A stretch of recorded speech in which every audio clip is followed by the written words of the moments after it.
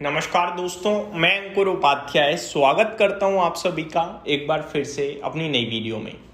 दोस्तों, सबसे पहले आप सभी के साथ बाजार के बारे में डिस्कस करूंगा, फिर दो स्टॉक बीएसई और वोल्टास दोनों में गिरावट थी, रीजन डिस्कस करेंगे। देन मार्केट में रिकवरी आई दोपहर में और एट द एंड रिकवरी ही दिखी, बट क्लोजिंग बेसिस पे दोबारा नीचे चला गया बाजार सेटलमेंट की वजह से।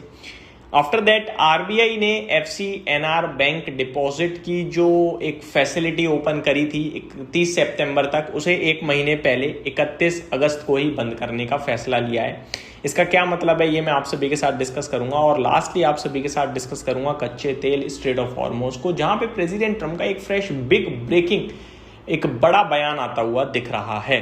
तो सबसे पहले शुरुआत करना चाहूंगा मार्केट की शुरुआत के साथ। तो एक बार फिर बाजार गिरकर खुला और आज मार्केट ने अपना फाइनल लेग ऑफ सपोर्ट भी टेस्ट किया, जो कि मेरी नजरों में 24,200 है। 24,200 के नीचे ऐसा नहीं है कि वन साइडेड कोई बड़ी गिरावट हो जाएगी, लेकिन 24,200 एक इंपॉर्टेंट पार्ट है मार्केट का इस समय। उसके नीचे 200 पॉइंट्स तक की भी जगह खुलती है। मेरा व्यू सिंपल है, मैं आपको बता दूं पहले 24,200 का स्टॉप लॉस ऊपर में मेरी जगह खुल रही है। इन केस मेरा स्टॉप लॉस ब्रेक होता है, नीचे जाता है, मेरी पोजीशन यहाँ कट जाएगी, मैं वेट करूंगा, कुछ नहीं करूंगा यहाँ। जिस दिन ये दोबारा 24,200 के ऊपर निकलेगा उस दिन मैं दोबारा 24,200 का स्टॉप लॉस लगा के पोजीशन को लॉन्ग करूंगा। दैट मीन्स मेरा व्यू एक ही है, मैं 24,200 के स्टॉप लॉस से ऊपर खेलूंगा, अदरवाइज मैं नहीं करने वाला कुछ। ठीक है, तो 24,226 का आज लो हिट हुआ मार्केट में स्पॉट में और रिकवरी आई। रिकवरी बहुत ही शानदार थी, 24,360 डेज हाई पे हम गए। 3:30 पे जब बेल बजी, 3:30 नहीं 3:15 पे, 3:15 पे जब कैश मार्केट में एफएनओ वाले कैश मार्केट की क्लोजिंग आ रही थी, लास्ट ट्रेड हुआ तो निफ्टी 24,340 था। मैं आपको बता दूं 3:30 पे फ्यूचर के हिसाब से जब क्लोजिंग आई तो गिर गया 24,287, यानी करीब करीब 53 पॉइंट क्लोजिंग के कंपैरिजन में नीचे आया निफ्टी। ठीक है, कल जब ओपनिंग होगी ना तो 24,287 से नहीं होगी, जहां तक मुझे लगता है 24,340 के कंपैरिजन में आप ओपन होगे, ये याद रखिएगा। तो मार्केट कहीं ना कहीं आप ये मान लीजिए एट द एंड बहुत ही शानदार रिकवरी में दिखा। ठीक है, तो मैंने क्लोजिंग और रिकवरी दोनों एक साथ आप सभी के साथ शेयर कर दिया। अब थोड़ा मार्केट का अपडेट दे दूं। बैंक निफ्टी मिड कैप और स्मॉल कैप हरे निशान में बंद होने में कामयाब रहा, स्पेशली स्मॉल कैप इंडेक्स जो कि 1/3% ऊपर था। मार्केट ब्रेथ 1491 शेयर्स पॉजिटिव बंद हुए, 1617 शेयर्स नेगेटिव बंद हुए, यानी कि गिरने वाले शेयर्स की संख्या थोड़ी सी ज्यादा थी। सेक्टर स्पेसिफिक बात करूं तो आपके लिए आईटी आज मेजर डिसरप्शन दिखा, 0.2% नीचे, एफएमसीजी 1% नीचे, फार्मा पीएसयू बैंक 0.4% के अंडर नीचे थे, मिड कैप सिलेक्ट और ऑटो फ्लैटिश टाइप नेगेटिव थे। बैंक निफ्टी फाइनेंशियल सर्विसेज बिल्कुल फ्लैट थे, ना पॉजिटिव ना नेगेटिव। एनर्जी मीडिया में 1/3% की तेजी थी, मेटल्स में 1.25% की और रियल एस्टेट में 1.46% की तेजी थी। ये स्टार परफॉर्मिंग थे आज के। अब स्टॉक स्पेसिफिक आ जाते हैं, तो स्टॉक्स में आज का स्टार परफॉर्मर आपके लिए जो देखने को मिला हमें वो इप्का लैब्स, शानदार गाइडेंस की वजह से।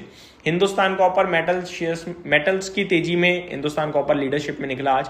PTC Industries, GPIL, Inox Wind में भी शानदार तेजी दिखी। टॉप लूजर्स में Schneider Electric, Belrise, NMDC steel, CP Plus और जेएनके बैंक का शेयर आपको देखने को मिला।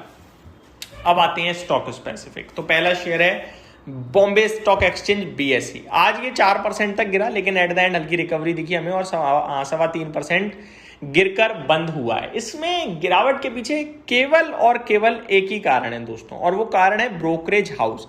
ब्रोकरेज हाउस ने बीएसई को डाउनग्रेड करा, मतलब सीधे थोड़ा सा डाउनग्रेड कर दिया, जिसकी वजह से आज बीएसई के शेयर में आपको गिरावट देखने को मिली है और प्राइस टारगेट भी कट करा है। मैं आपको बताना चाहूंगा बीएसई पे पहले 3520 रुपए का लक्ष्य था, आज की डेट में उन्होंने 2940 का लक्ष्य कर दिया, जिसकी वजह से बीएसई का शेयर गिरा है। लेकिन कोई ज्यादा बड़ी परेशानी का विषय नहीं है, मैं ये भी बता दूं क्यों नहीं है ज्यादा बड़ी परेशानी का विषय, क्योंकि करीब 18 टोटल एनालिस्ट हैं, 11/6 होल्ड, एकमात्र केवल सेल है और वो है आपका जो डाउनग्रेड आज करता हुआ दिखा है। किसने डाउनग्रेड किया है मैं आपको ये भी बता दूं, जेफरीज ने। जेफरीज की रेटिंग है जिन्होंने डाउनग्रेड करा है, सेल के लिए कर दिया है, अंडर परफॉर्म के लिए कर दिया है सीधे, और टारगेट भी कट करा है। बाकी ओवरऑल ब्रोकरेजेस पॉजिटिव ही है, निश्चिंत आप यहाँ पे बने रह सकते हैं, ऐसा मेरा मानना है। टॉप क्वालिटी स्टॉक है। 3220 से 2940 की बात करिए।